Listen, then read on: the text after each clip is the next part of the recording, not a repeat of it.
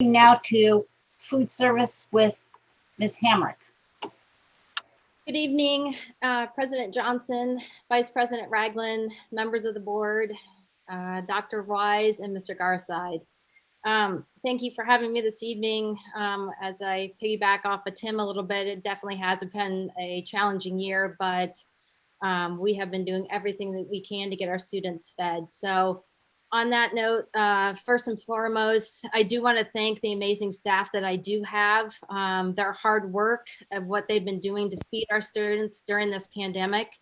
I can't say enough. I told them at the beginning of the year that this was going to be a year that we needed to be flexible, and to say that we've had to pivot a lot to adjust to things is an understatement. So I'm super proud for the ladies in the office, and I'm super proud of the ladies in the kitchen that have been working really hard to get our students fed. So on that note, Christine Smith did retire at the end of December. So we do have a new assistant supervisor, Judy Riley. Judy Riley comes with an extensive amount of experience. She was at Pickerington Local Schools for the past 13 years as their supervisor, and she has already become a great asset to Southwestern. So I'm excited to be working with her. So starting the year out safely, I knew that I wanted to make the staff feel as safe as they could in the kitchens. So working with other districts and figuring out ways of some of the things that we could do to make our staff feel safe, and also the students coming through feeling safe, we had changed a few things. So the first thing was the cashier shields. So all the registers have a cashier shield that is a plexiglass that goes around, which then protects our cashiers as the students come through. We transitioned from pin pads to scanners. So that way we had a touchless effect, and that seems to be working out really well. So we did switch to do that. Floor stickers. We did put floor stickers down to keep that distance and the lines for the children that were coming through the line. We even had some put it on the serving line to kind of keep that distance for our students as well. And then containers and individually wrapped items. Due to the health department's guidelines of what we needed to do, we did have to change the way that we served our food, as far as having it covered, especially if it was going to the classroom. So we did have to purchase a lot of individually wrapped items. Of course, you can guess that every district is looking for that as well. So we have run into some shortages here and there, but we have seemed to be able to make good substitutions. So remote distribution. So when we decided, the district went to remote, we decided on 15 school buildings that were going to stay open for parents to come and get meals there. And then again, yes, we did partner with transportation, and I can't tell you how wonderful they have been to work with. It's been a nice partnership with Tim and his crew. They worked really hard to find locations where we had the most neediest areas, and also finding those areas to put those buses to where we could have walkers. So if some could not get transportation, they could at least walk and get meals.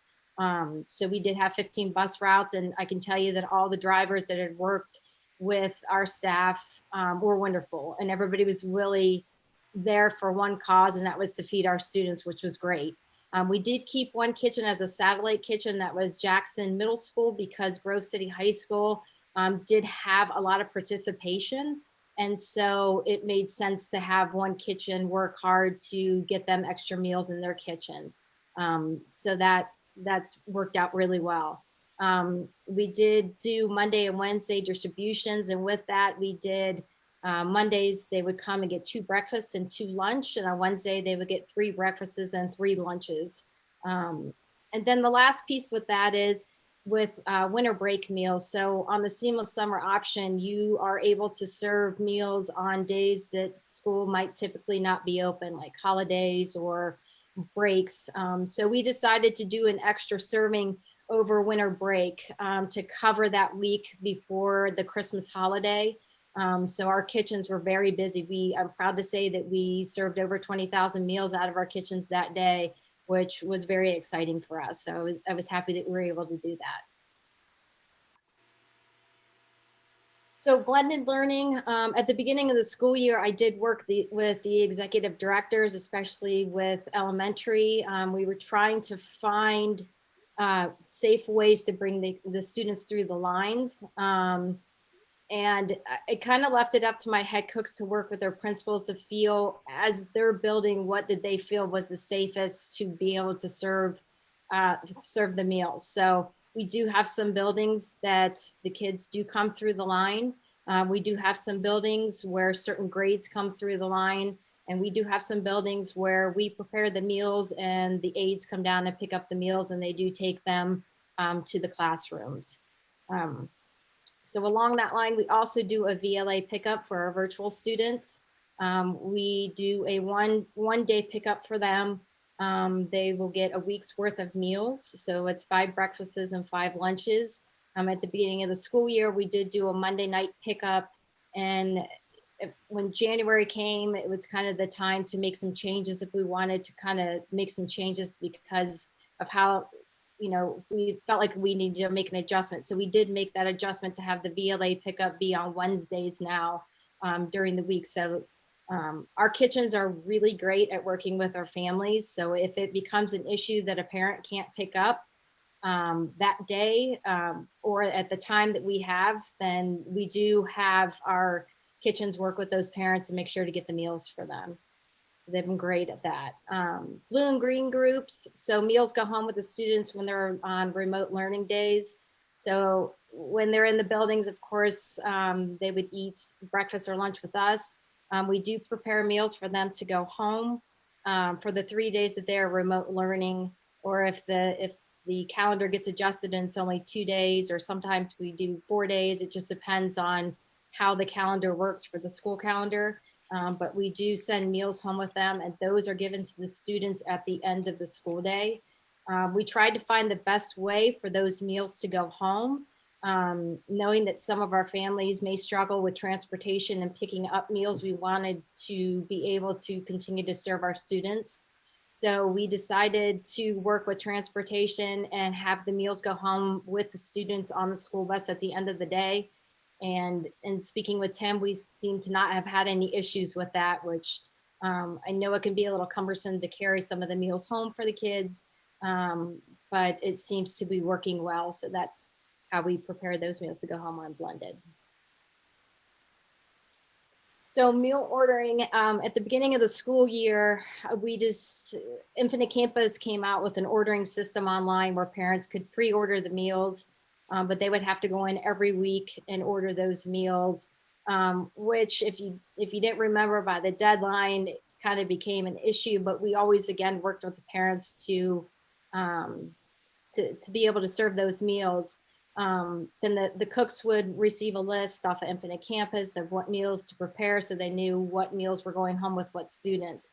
And listening to the parents, and also seeing how some other districts did it that might work a little bit better, we decided in January to change it to an opt-in form. It was a Google form that we put on the food services website, where the parents just opt in for meals. So they fill out one for each of the students in the household. They give their basic information, email, good contact number, and then their student's name, what school they go to, and what group they are a part of.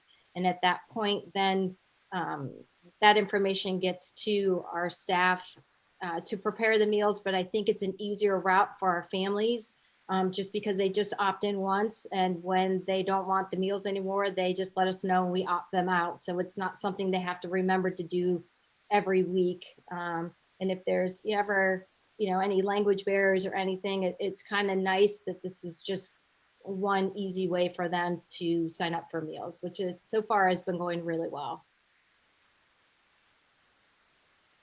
So with all I mentioned earlier about pivoting, so I will say with all the changes in the pivoting that we have had to do, is really important to get that communication out to our families. I can't say enough for how wonderful Sandy and Meredith have been in communications, the phone calls that I've made to them to please help to design things for our parents to be able to get that information out to them. Ed Kennedy has been wonderful in his crew with things that I needed translated again to get out to our families. But these are just some of the some of the ways that we've gotten out. We've done social media flyers. So the one that you see here was the one that we did over in December. And this is probably my favorite one. I mean, it just was very clear on where our food distribution sites were, on the buses, what school buildings were open. It just turned out really nice. We also sent out some parent emails through Infinite Campus. I had some information posted on the parent portal. We did posters. You know, we put signs, had signs created at the sites. We also put banners on our buses. So we just really tried to think of every route that we could to get out to our families to let them know about picking up meals. So any questions?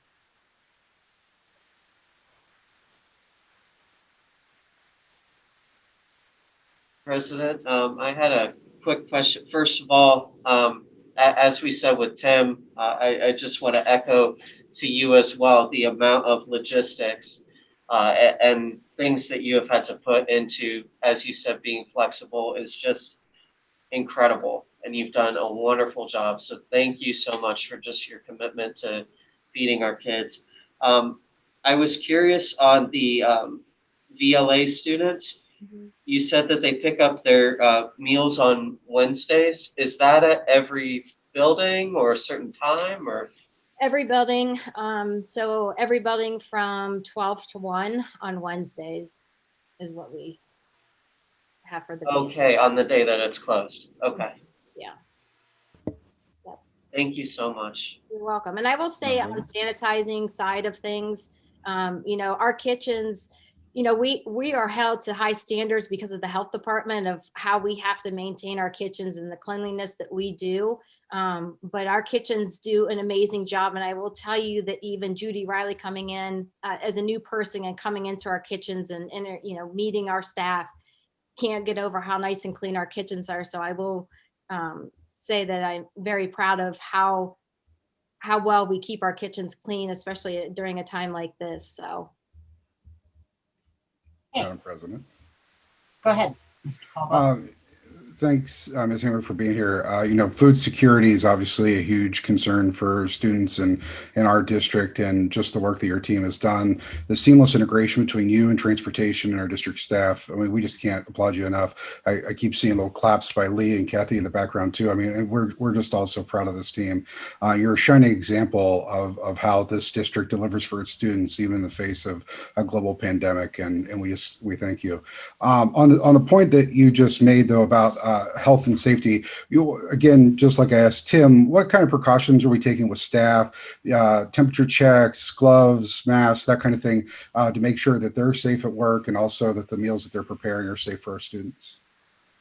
So I will say that they are required to wear their masks when they are in the kitchen. Well, alone, just at work, they're required to wear their masks. They're still required to keep the 6 feet as much as they can in the kitchen.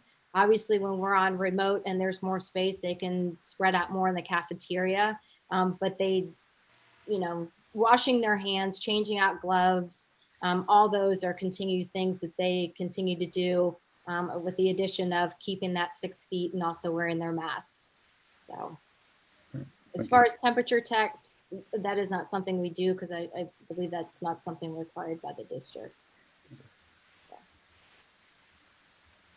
Okay, well, thank you so much. It's been very informative, and we greatly appreciate the fact that our students are able to get fed even when they're not in our buildings. Thank you.